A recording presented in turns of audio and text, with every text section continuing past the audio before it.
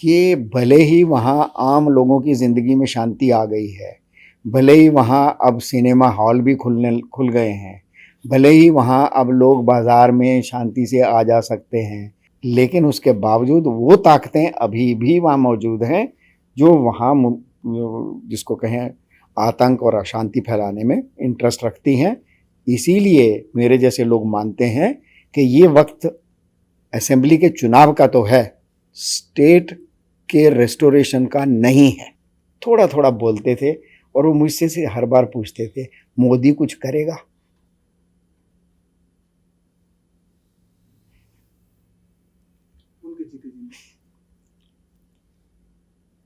तो उनको जम्मू कश्मीर सरकार ने और भारत सरकार ने जम्मू कश्मीर का नागरिक तक नहीं माना, वो बिना पहचान के चले गए।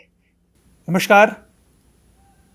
जम्मू कश्मीर में 10 साल बाद और आर्टिकल 370 के खात्मे के ठीक 5 साल बाद विधानसभा के चुनावों की प्रक्रिया शुरू हो चुकी है। विधानसभा चुनावों का शेड्यूल आ चुका है और तमाम पॉलिटिकल पार्टियां सक्रिय हो चुकी हैं।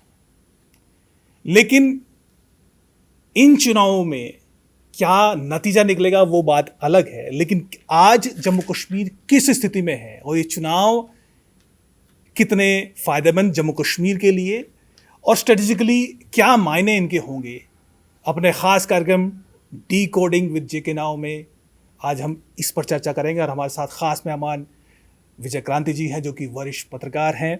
सर, बहुत बहुत स्वागत है। और विजय क्रांति जी का एक परिचय ये भी है कि वो उस हिस्से से जुड़े हुए हैं जो कि इस पूरे क्षेत्र का आज सबसे बड़ा कंटेंशन पॉइंट होना चाहिए और जो है भी पीओजे के। जी हाँ। तो एक वो सेंटिमेंट भी जुड़ा है, यानी बहुत करीब से वो जानते हैं जम्मू कश्मीर को, समझते हैं और लगातार स्टडी जम्मू कश्मीर केंद्रित स्टडी रही है। सर, बहुत बहुत स्वागत है। जी धन्यवाद। निश्चित तौर पर एक डेमोक्रेसी में एक इससे बड़ा पर्व तो कुछ हो नहीं सकता है कि चुनाव जम्मू कश्मीर में हो रहे हैं। ये कहें कि आर्टिकल 370 हटने के बाद एक निश्चित तौर पर एक बड़ा कदम, नेक्स्ट जो बड़ा मूव हुआ है वो ये चुनाव होने वाले हैं। पहली प्रतिक्रिया अब इन चुनावों को देखते हुए जो हलचल हो रही है वो क्या आपकी है, और खासतौर पर वो भी 10 साल बाद विधानसभा के चुनाव हो रहे हैं? देखिए, एक बात तो बहुत अच्छी है कि एक ऐसी राज्य में चुनाव होने जा रहे हैं विधानसभा के जो अदरवाइज एक प्रॉब्लम स्टेट बना हुआ था हमेशा के लिए। एक ऐसा राज्य जिसको जो हमेशा गलत कारणों से खबरों में रहा, एक ऐसा राज्य जहां पर भारत विरोध की खबर को नॉर्मल माना जाता था, जहां पर जिसको लेकर दुनिया भर में अपने अपने तरीके से जो अलग अलग ताकतें हैं वो अपनी छुरियां तेज कर रही थी।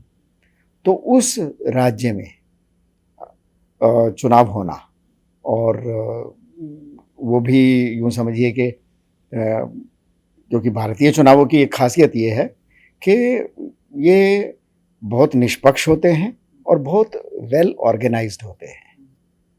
तो जम्मू कश्मीर में चुनावों का होना, और वो भी विधानसभा के लिए होना, अपने आप में ये संकेत है कि वहाँ की राजनीति, वहाँ के हालात अब अगले स्टेज पर हैं, एक पॉजिटिव दिशा में हैं। वरना 60 साल तो लोगों को कभी कल्पना ही नहीं होती थी कि कुछ पॉजिटिव होगा जम्मू कश्मीर में। तो मेरे हिसाब से ये बहुत पॉजिटिव कदम है। इससे पहले जो हमने देखे, जो जब से वो 370 की विदाई हुई, 35A की विदाई हुई, उसके बाद जो जिस तरह से पंचायतों के स्तर पर, जो डिस्ट्रिक्ट लेवल के, ब्लॉक लेवल के ये जो चुनाव हुए, और उसमें वहाँ की जनता ने जितने खुलकर और जितने दिल से हिस्सा लिया, वो अपने आप में एक बहुत बड़ा संकेत था कि कश्मीर की फ़िज़ा बदल रही है, और उस फ़िज़ा के बदलने का अगला चरण ये वाले चुनाव हैं। जी।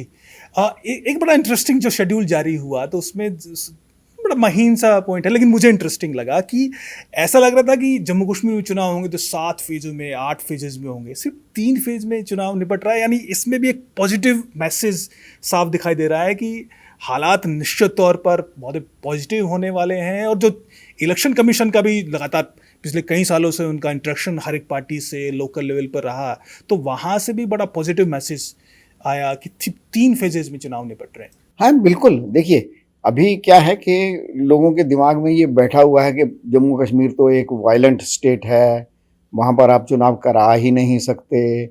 अगर होंगे तो वहाँ वो जैसे फारूक अब्दुल्ला जैसे लोग जिनको जब मुंह खोलते हैं तो अजीबोगरीब बातें करते हैं। जब 370 के हटने की बात हो रही थी तो उन्होंने कहा था अगर 370 हट गया तो यहाँ खून के दरिया बह जाएंगे। अब अगर बड़ी आसान भाषा में कहा जाए, कहीं खून का दरिया नहीं बहा, उन्हीं का ही पजामा आगे से गीला और पीछे से पीला हो गया। इसके अलावा वहाँ कोई परिवर्तन नहीं हुआ, कोई खून का दरिया नहीं बहा। वहाँ की जनता ने उसको बड़े पॉजिटिवली लिया है। और 5 साल की जो घटनाएं हो रही हैं वो दिखा रही हैं कि जम्मू कश्मीर जो है अब वो पहले वाला जम्मू कश्मीर नहीं रहा कि जहाँ जो आतंकवादी हैं, जो अलगाववादी हैं, जो हिंसक लोग हैं, उन्हीं का ही एजेंडा चलेगा। तो ये जैसे मैं ये मानता हूँ कि अब ये नए जम्मू कश्मीर के या जो विकास यात्रा है वो ये उसका अगला कदम है। उसके बाद मैनिफेस्टो जो सेंट्रल पॉलिटिकल पार्टियाँ, जैसे नाम आपने अब्दुल्ला का भी पार्टी का लिया, मैनिफेस्टो से 370 एक तरीके से बड़ा स्मार्टली उन्होंने नेगलेक्ट कर दिया है। कम से कम वो ये समझते हैं कि आर्टिकल 370 तो नहीं आ पाएगा। स्टेटहुड के विषय पर सबसे ज़्यादा जोर उसको दिखाई दे रहा है। तो ये भी एक कहीं ना कहीं एक हालांकि स्थिति है, हम जानते हैं कि अब्दुल्ला नेशनल कॉन्फ्रेंस हो या पीडीपी हो, वो माहौल देखकर, दिल्ली का माहौल देखकर, देश का मूड देखकर वो अपने नज़रिए बदलते हैं, अपने बयान बदलते हैं। इससे मैनिफेस्टोज को देखकर कुछ आपको मैसेजिंग क्लियर हो रही है कि कहाँ जा रहा है? देखिए, एक बात तो ये है कि वो भले ही जो मर्जी अपनी लोकल अपने भाषणों में जो वहाँ कहते रहें, भले वो फारूक अब्दुल्ला हो या मुफ्ती बेगम हो, उनको बिल्कुल समझ में आ चुका है कि जम्मू कश्मीर जो है वो पहले वाला नहीं है। 370 हट गया। अब इसको वापस नहीं लाया जा सकता। आप जिस तरह से उसको एक अलग से एक अपनी जिसको फीफडम कहते हैं, अपनी जायदाद मानकर जिस तरह से ट्रीट कर रहे थे वहाँ के इलाके को, वहाँ की जनता को, वहाँ उनकी किस्मत को, अब वो दिन लद गए हैं। अब हाँ, ये ठीक है कि वो शोर मचा रहे हैं कि असेंबली तो बन रही है लेकिन स्टेटहुड नहीं मिली। तो स्टेटहुड आखिर में मिलेगी, ऐसा नहीं है कि नहीं मिलेगी, लेकिन मुझे लगता है कि स्टेटहुड कोई ऐसी चीज़ नहीं है कि चुनाव हो और स्टेटहुड उनके हाथ में आ जाए। स्टेटहुड जो देना है वो उसके लिए प्रॉपर उसके प्रोसेस की ज़रूरत है, एवेल्युएशन की ज़रूरत है। आखिर आप ऐसा नहीं कर सकते कि राज्य सरकार जो है वो स्टेट उस तरह से स्टेट सरकार बनाकर और जितनी अभी तक जो कुछ हासिल हुआ है पिछले कुछ साल में उसको उन ताकतों पर छोड़ दें जिन्होंने जम्मू कश्मीर को शांति से ना जीने देने की कसम खा रखी है। तो स्टेटहुड की जल्दबाजी उन ताकतों को बहुत है जो वहाँ अमन पीस नहीं चाहती, जो वहाँ शांति नहीं चाहती, जो नहीं चाहते कि जम्मू कश्मीर की जनता फिर से आम हिंदुस्तानी की तरह सोच सके, उस तरह से रह सके। उनको तो बहुत जल्दी है, पर मुझे लगता है कि देश को इसकी जल्दबाजी नहीं करनी चाहिए। निश्चित तौर पर आपने बड़ा सलीके से कि इनकी जल्दबाजी उनको है जिनको शांति नहीं चाहिए। नेशनल कॉन्फ्रेंस के मैनिफेस्टो में कुछ चीज़ें ऐसी दिखाई दी कि मसलन कि जो पॉलिटिकल प्रिजनर है वो उनको पॉलिटिकल प्रिजनर कह रहे हैं, जो कि आर्टिकल 370 के बाद अलग अलग वजह आतंकी जो कनेक्शंस हैं उनकी वजह से जेल में हैं, ख़ासतौर पर जमात इस्लामी जैसे संगठनों के नेता और उनके कार्यकर्ता। इसके अलावा एक और चीज़ थी कि उनका कहना है कि जो आतंकी कनेक्शन होने के चलते जो सरकारी पदों पे थे अलग अलग, चाहे वो टीचर हों या फिर पुलिस में हो, उनकी जो बर्खास्तगी पिछले इस सरकार के दौरान हुई है 1.5 दर्जन के आसपास, उनको भी रोकने की बात कर रहे हैं।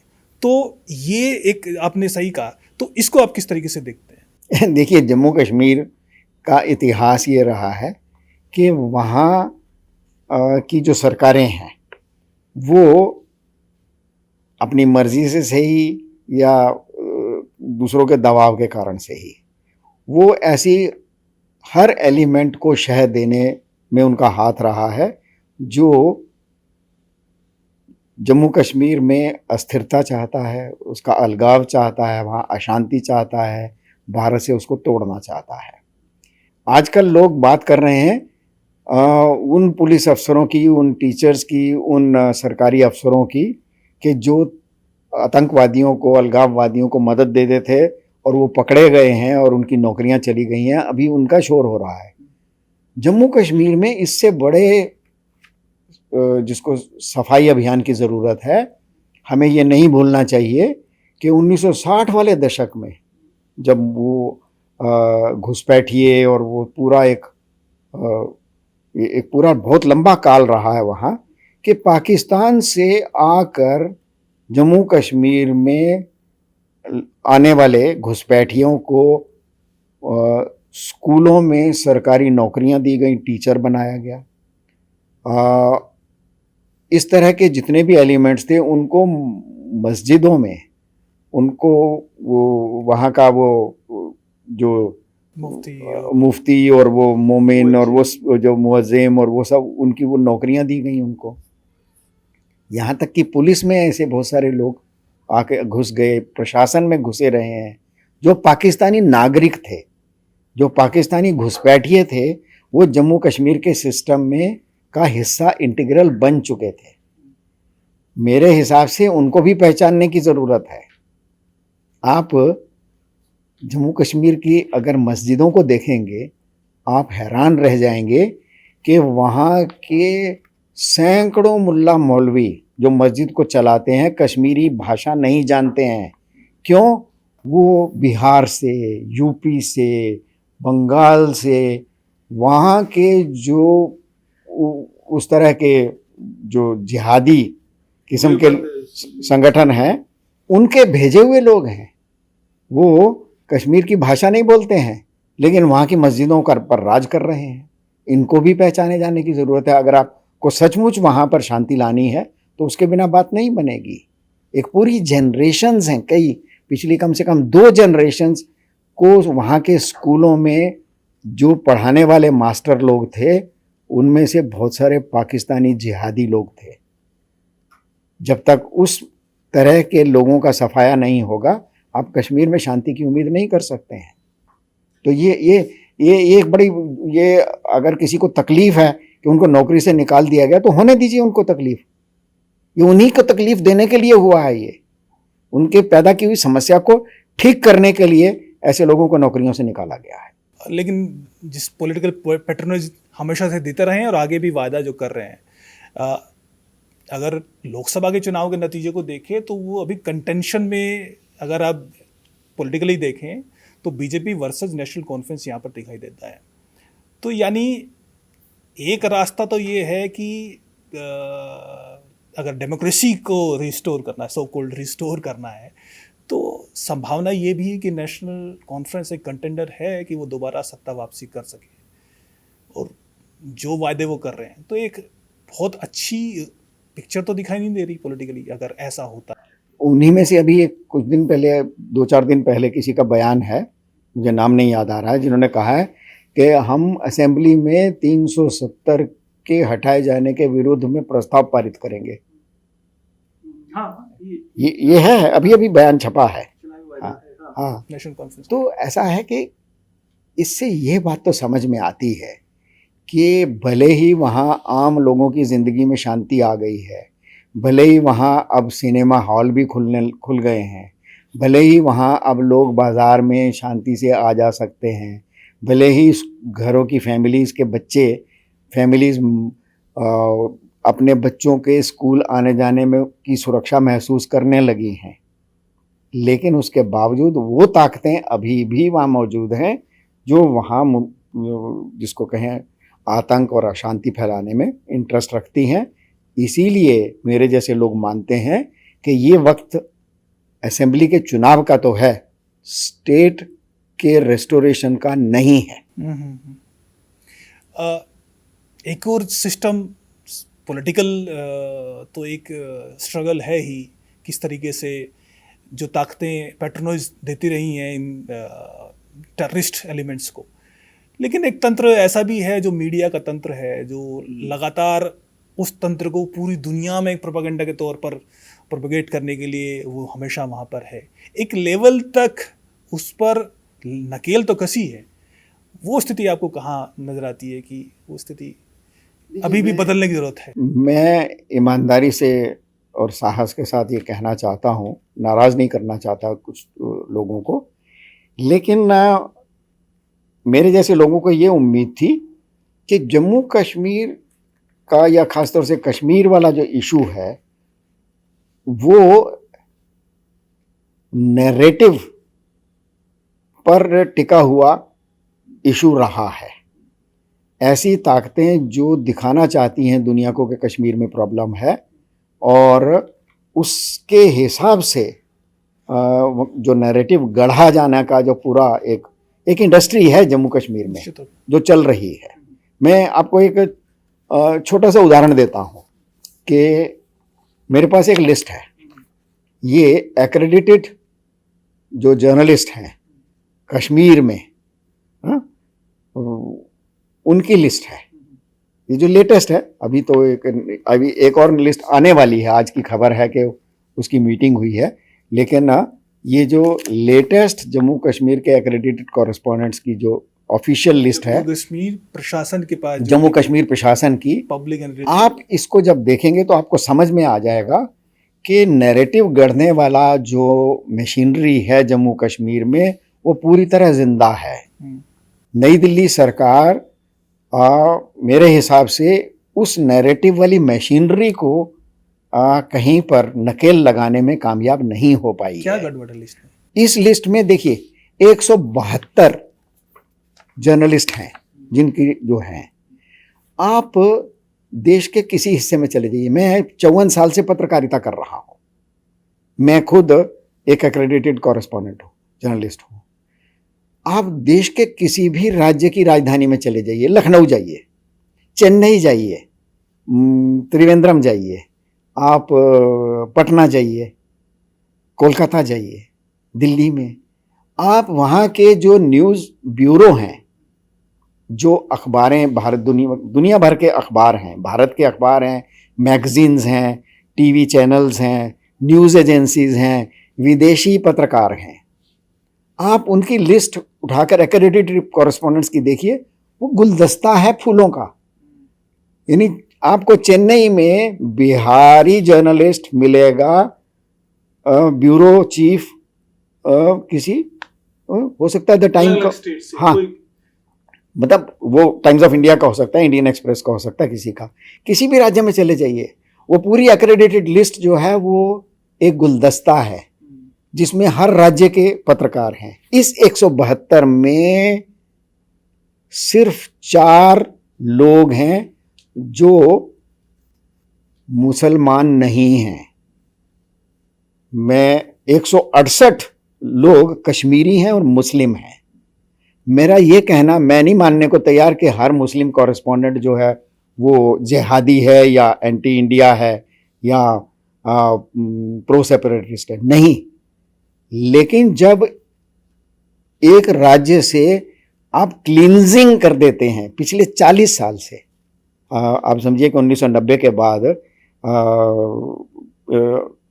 34 साल हो गए, 34 साल से कश्मीर में times of India, Indian express, the Hindu, ये कोई भी अखबार, आप जितने भी अखबार हैं किसी का नाम लीजिए, एक भी अखबार का जो कॉरेस्पॉन्डेंट है वो गैर कश्मीरी वहाँ भेजने की हिम्मत ही नहीं है किसी में। आप जितनी भी खबरें पढ़ते हैं जो कश्मीर से आती हैं खबरें, वो एक खास ग्रुप के फिल्टर में से होकर आती हैं। मैं फिल्टर इसलिए कहता हूं कि वहां दो तरह के फिल्टर हैं। एक वो पत्रकार हैं जो समझदार हैं, प्रोफेशनल हैं, और वो वहाँ की घटनाओं की खबर भेजते हैं, लेकिन उनके बच्चे वहीं रहते हैं, उनका परिवार वहाँ है, वो खुद वहाँ रहते हैं, वो वहाँ का जो आतंकवादी पूरा नेटवर्क है उसकी ताकत को जानते हैं। वो कोई भी खबर ऐसी नहीं भेजेंगे जो वहाँ के आतंकवादी, सेपरेटिस्ट, एंटी इंडिया फोर्सेस को एक्सपोज करती हों। वो बड़े मलाई लगाकर खबरों को बड़ा ढीला करके उस तरह से शब्द जाल में वो खबरें देते हैं जो जो जो जो प्रोफेशनल पत्रकार हैं। और बाकी तो खबरें गढ़ते हैं। कश्मीर में क्या होता है, आप कभी फोटो, मैंने तो इकट्ठे किया अखबारों में, जो फोटो पिछले 40 साल से छप रहे हैं अखबारों में, आप देखिए डाउनटाउन की कुछ खबर, डाउनटाउन की खबर हर बार फोटो छपेगा, एक इंडिया गो बैक, और अच्छा, और पीछे क्या होगा, लोग नहीं है, एक आदमी, दो आदमी है, एक बंद शटर है अखबार दुकान का, उसके ऊपर इंडिया गो बैक के नारे छपे हुए हैं, और दो लोग हैं जो मुंह ढक के और नारा लगा रहे हैं, उसकी फोटो छप जाएगी। 15 अगस्त, 16 अगस्त पूरे भारत के अखबारों में ऐसे ही फोटो छपते हैं। हाँ, और पिछले 30-40 साल से हर साल छप रहे हैं। क्यों? क्योंकि वहाँ का मीडिया का जो कंट्रोल है वो पत्रकार, सचमुच के जेन्युइन पत्रकारों के हाथ में नहीं है, वो कंट्रोल है उन ताकतों के हाथ में जो भारत विरोधी हैं। और आप इस लिस्ट को पढ़िए, कोई भी इसको डाउनलोड कर सकता है।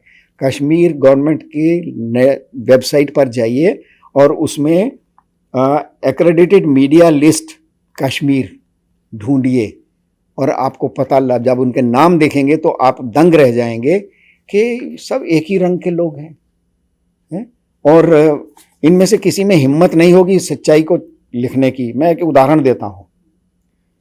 झेलम में बहुत बड़ी बाढ़ आई थी, कश्मीर, श्रीनगर बुरी तरह डूबा। उस वक्त जो भारतीय सेना ने जितना जान पर खेलकर लोगों को बचाया, आपको याद है कि वो दिन था जब वहां लोग फौजियों को, भारतीय फौजियों को पत्थर मारने के बजाय उनको गले लगा रहे थे, चूम रहे थे। उसकी खबर हिंदुस्तान टाइम्स का जो रिपोर्टर है, आज भी वही है, आज भी है वो, उसकी रिपोर्ट पढ़िए, उसकी जाकर उस रिपोर्ट में वो बताता है, और ये आपको नेट पर मिल जाएगी खबर, झेलम, फ्लड, श्रीनगर, हिंदुस्तान टाइम्स, ये डालिए, उसमें आपको वो खबर मिलेगी। और वो बता रहा है कि मेरे अंकल है, कोई चाचा है, ताऊ है, कोई है, उनकी बड़ी मुसीबत थी, है, मैं उनको जाके, मैंने उनका खैर हालत देखनी थी, मैं गया वहाँ, बड़ी मुश्किल से, बड़ी बहादुरी से बता रहा है, मैं कैसे बोट लेकर, कैसे उसमें से फ्लड में से होता हुआ गया, देखा तो उनके घर का जो है निचला फ्लोर डूबा हुआ है, वो ऊपर मुसीबत में है, मैं गया तो उन्होंने मुझे बताया, मैं तो बड़ा खुश हुआ कि जिंदा हैं, और उन्होंने बताया कि जो फौज है उसने उनकी मदद की, वगैरह वगैरह। और एंड करता है इस पर, मैंने उनके फौज के दिए हुए बिस्किट देखे, वो आउटडेटेड थे, वो एक्सपायर्ड डेट वाले थे। ये प्रोपेगेंडा होता है, ये होता है नैरेटिव बनाना कि भारत की जो फौज जो लोगों को जान बचा रही है उसको बदनाम कैसे करना है। अब हिंदुस्तान टाइम्स में, मैं नाम ले रहा हूं, अखबार का नाम ले रहा हूं, जिम्मेदारी से कह रहा हूं, हिंदुस्तान टाइम्स का जो पाठक है, जब वो पढ़ेगा, वो पाठक जो है ना, वो अमेरिकन डिप्लोमेट भी है, और वो न्यूयॉर्क टाइम्स का और दूसरों का वो रिपोर्टर भी है, वो पॉलिटिशियंस भी हैं। जब वो पढ़ेंगे तो इमेज बनेगी, हिंदुस्तानी जो फौज है वो मतलब अत्याचार तो करती है, वो बेईमान भी है। ये नैरेटिव की मशीनरी है। ये तो खबर आपने उस अखबार की बताई जो कि दिल्ली में पढ़ते हैं और हम हमारी नज़रों में रहते हैं। इस लिस्ट में एक और इंटरेस्टिंग चीज़ आपने ध्यान दिलाई कि इसमें वो अंतर्राष्ट्रीय मीडिया हाउसेज हैं जिनके ऑफिस दिल्ली में नहीं है, श्रीनगर में। अब आप देखिए ना कि चीन की एजेंसी, न्यूज़ एजेंसी शिन्हुआ, उसके 2 रिपोर्टर्स हैं इस लिस्ट में।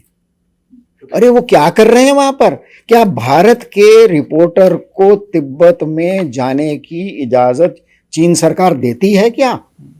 जो बीजिंग में तैनात हिंदुस्तानी रिपोर्टर हैं, चीन सरकार की मदद से, उसकी मर्जी से, उन्हें भी तिब्बत जाने की इजाजत नहीं है। और हमारे यहाँ जो उनकी शिन्हुआ न्यूज़ एजेंसी है, इसमें कौन सी दुनिया की न्यूज़ एजेंसी है जिसका रिपोर्टर वहाँ नहीं है? आप देखिए, इसमें जाकर खोल कर देखिए, आपको पता लगेगा और आपको समझ में आएगा कि ये जो जम्मू कश्मीर के बारे में, कश्मीर के बारे में जो दुनिया भर में फैलता है, वो क्यों फैलता है, कौन लोग हैं, और क्यों नहीं Indian express, Hindustan times, the Hindu और पायनियर, एशियन एज, इनके रिपोर्टर को, नवभारत टाइम्स, जनसत्ता, इनके रिपोर्टर्स को जो गैर कश्मीरी है, गैर मुस्लिम है, वहाँ रहने की इजाज़त ही नहीं है। वो रह ही नहीं सकता, डरे हुए लोग हैं। कोई अखबार भेजने को तैयार नहीं है अपने रिपोर्टर को, और आप उम्मीद करते हैं कि जम्मू कश्मीर की सही खबर आएगी बाहर। वहाँ से यही झूठ परोसा जा रहा है पिछले 40 साल से, और यही वजह है कि मोदी सरकार जितने भी अच्छे काम कर ले जम्मू कश्मीर में, लेकिन उसकी जो रिपोर्टिंग होगी वो उन लोगों की मर्जी से होगी जिनका अपना एजेंडा है भारत विरोध। निश्चित तौर पर भले ही कितना ये जो चुनाव है ये कितने भी पॉजिटिव माहौल में और कितने भी पॉजिटिव इमेजरी के साथ दिखाई दे, लेकिन उसकी रिपोर्टिंग ने कहीं ना कहीं आपको दूध में वो मट्ठा और वो देखिए, एक और दुर्भाग्य है, ऐसा नहीं है कि जो हिंदुस्तान टाइम्स या दूसरे इंडिया टुडे या दूसरों के अखबार का रिपोर्टर को वहाँ जाने का कभी मौका नहीं मिला, मिलता है। और लेकिन आप उनकी लिस्ट बनाइए कभी, मैं नाम नहीं ले रहा हूँ, एक पूरा सिंड्रोम आपको दिखाई देगा, जो बीमारी है कि एक खास गिरोह है जो 8-10 लोगों का, पत्रकारों का, जो दिल्ली से और उधर से जो वहाँ जाते हैं डाउनटाउन में, वो आतंकवादियों की मेहमान नवाजी में रहते हैं, उनके साथ दारू पीते हैं, उनकी मुर्गा मछली खाते हैं, और उसके बाद जो कुछ उन्होंने बकवास कहनी है उसको खबर की तरह छापते हैं यहाँ। मैं तो चाहता हूँ कि जम्मू कश्मीर अध्ययन केंद्र और दूसरी जो एजेंसीज़ हैं जो स्टडी कर रहे हैं जम्मू कश्मीर को, उन्हें एक रिसर्च सेल एस्टेब्लिश करना चाहिए कि जो आज तक कश्मीर में क्या छपा है, वहाँ के मीडिया की खबरें क्या छपी हैं, कौन लोग हैं जो कश्मीरी और गैर कश्मीरी, उन्होंने क्या रिपोर्टिंग किया है। आपको मज़ा आ जाएगा देखकर, आपको समझ में आएगा कि नैरेटिव कैसे बिल्ड किया जाता है, प्रोपेगेंडा कैसे बिल्ड किया जाता है, झूठ को सच कैसे दिखाया जाता है। हम कोशिश लगातार करते रहते हैं, निश्चित तौर पर एक लिमिटेशन है, यकीनन ये एक बड़ा विषय है, लेकिन अगर हम इसके बियॉन्ड जाएं तो एक लेवल पर जो अब जो चुनावी माहौल है उसमें एक ये भी था कि पीओजे की एक बड़ा हिस्सा वो कहीं ना कहीं इसका रिप्रेजेंटेशन, हालांकि डिलिमिटेशन में 2 सीटें कश्मीरी हिंदुओं को वो, लेकिन 24 सीटें अभी भी खाली हैं। देखिए, असली जो समझ में हर भारतीय को, भारत के नीति निर्धारकों को, अपोजिशन और सरकारी पक्ष के पॉलिटिशियंस को, जो एनालिस्ट हैं, उनको एक बात जिस दिन समझ में आ जाएगी कि पीओजेके का जो हिस्सा है वहाँ की विधानसभा में, उसे जानबूझकर क्यों खाली छोड़ा जाता है। 24 सीटें हैं। आपको याद होगा 1951 में शायद, जब शेख अब्दुल्ला को पूरे भारत में तो डिलिमिटेशन कमीशन बना, उसका लॉ होता है, उसका प्रोसेस होता है, उसका ऑपरेशन की पूरी इंस्ट्रक्शंस होती है कि कैसे वो काम करेगा। डिलिमिटेशन कमीशन भारत का काम कर रहा था, नेहरू जी ने बनाया कि आप पूरे डिलिमिटेशन कीजिए भारत की, किस कॉन्स्टिट्यूंसी में कौन सा इलाका होगा, कितने लोग होंगे, कितनों को वोट मिलेगा, वगैरह वगैरह। लेकिन उन्हीं नेहरू जी ने डिलिमिटेशन का काम किसको दिया? शेख अब्दुल्ला को। जिनको जबरदस्ती वहां पर बिना चुनाव के, बिना किसी के समर्थन के सिवाय नेहरू जी के, वहां का प्रधानमंत्री बना दिया गया था। शेख अब्दुल्ला को जो लोग जानते हैं उन्हें समझ में आना चाहिए कि उस आदमी का एजेंडा क्या था। उसने पहले दिन से ही तय कर लिया था कि पूरी जम्मू कश्मीर की असेंबली में कश्मीर घाटी की परमानेंट मेजॉरिटी रहनी चाहिए ताकि वो अपनी मर्जी के कानून बना सकें। यही बाद में जब रिवाइज हुआ वो, तो तब 110 सीटें थी, 114 सीटें थी, उसमें से 46 श्रीनगर कश्मीर की, 37 जम्मू की, 2 लद्दाख की और 24 सीटें खाली छोड़ दी गई पीओजे के नाम पर। क्यों पीओजे के नाम की सीटें क्यों खाली रहें? वहाँ के इस वक्त 10 लाख 15 लाख से ज़्यादा लोग जो पीओजे के हैं, वहाँ के हैं, वो भारत में रह रहे हैं। आप किस उम्मीद में बैठे हुए हैं कि वो सीटें उस दिन दी जाएंगी जब वो पीओजे के भारत का हिस्सा बन जाएगा? इनके हक क्यों छीन रहे हैं आप? मेरा परिवार पीओजे के से है, मीरपुर से है। मेरे पिता और दादा अपनी जिंदगी में 3 बार रिफ्यूजी बने। उनका घर बार छीन लिया गया, एक बार तो जला दिया गया। सिर्फ उनका कसूर यह था कि वो मुसलमान नहीं थे। और शेख अब्दुल्ला ने 1931 में पहला आंदोलन किया था, वो संवत के हिसाब से 84 था, तो उसको 84 का शोरश कहा जाता था, नरसंहार 84 का। उसमें शेख अब्दुल्ला के हुक्म पर जम्मू कश्मीर के जो गांव हैं वहाँ से हिंदुओं का सफाया किया गया। हजारों लोगों का मर्डर हुआ तब। वो नोआखाली से कहीं बड़ा मर्डर था, लेकिन यहाँ भारत में किसी को ना उसकी चिंता थी और ना उनको लगा कि वो खराबी है, कुछ गड़बड़ है। उस वक्त मेरे दादा का घर पंजन में था। पंजन गांव में घर जला दिया गया और उनको मार डाला गया होता, लेकिन वो किसी वजह से बच गए। उनके ही अपने मित्र थे मुस्लिम, एक हकीम जी थे जो मेरे दादाजी के सहयोगी साथी थे, उनके आने पर वो बच गए। फिर वो वहाँ से उनको मीरपुर भेजा गया, क्योंकि उनसे कहा गया कि भैया तुम्हारे हिंदू भाई वहाँ रहते हैं, वहाँ तुम सुरक्षित रहोगे। उनकी जायदाद वहाँ से गई। 1947 में पाकिस्तान ने हमला किया, मीरपुर पर कब्जा कर लिया, वो फिर रिफ्यूजी हो गए। 1948 में, क्योंकि तब ये जम्मू भाग कर गए और उन घरों में रहे थे जो लोकल मुस्लिम्स जो वहाँ से भाग गए थे, उनके घरों में रह रहे थे, खाली घरों में। शेख अब्दुल्ला जब श्रीनगर का संकट खत्म हो गया, कश्मीरी हमला, पाकिस्तानी हमला ठंडा हो गया, तब वो आए देखने के लिए।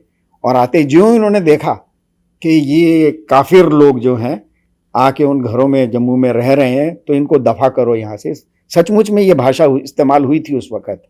और उनको वो जो भारतीय सेना के ट्रक आकर खड़े थे, हिंदुस्तानी फौज को लेकर आए थे कश्मीर की रक्षा के लिए, उन खाली ट्रकों में इनको ज़बरदस्ती फेंक कर और पंजाब बॉर्डर जो माधोपुर बॉर्डर है, लखनपुर बॉर्डर के बाहर फेंक दिया गया कि हमारे पास तुम्हारे लिए जगह नहीं है। भारत की सेना को कश्मीर की रक्षा के लिए लाए थे। और उसके बाद 2019 तक इन सब लोगों को, और ऐसे लाखों लोग हैं जिनको जम्मू कश्मीर सरकार ने अपने रिकॉर्ड में भी नहीं आने दिया कि वो जम्मू कश्मीर के सिटीजन हैं। मेरे दादा, मेरे पिता आखिरी क्षणों तक वो ये पूछते रहे कि मेरे पिता ने तो ख़ास तौर से जब वो गुज़रे तो 50 दिन पहले गुज़रे वो, जब 5 अगस्त 2019 से, और तब तक उनकी बोलने की क्षमता, सुनने की, आँखों की, वो बहुत हद तक जा चुकी थी। थोड़ा थोड़ा बोलते थे और वो मुझसे से हर बार पूछते थे, मोदी कुछ करेगा?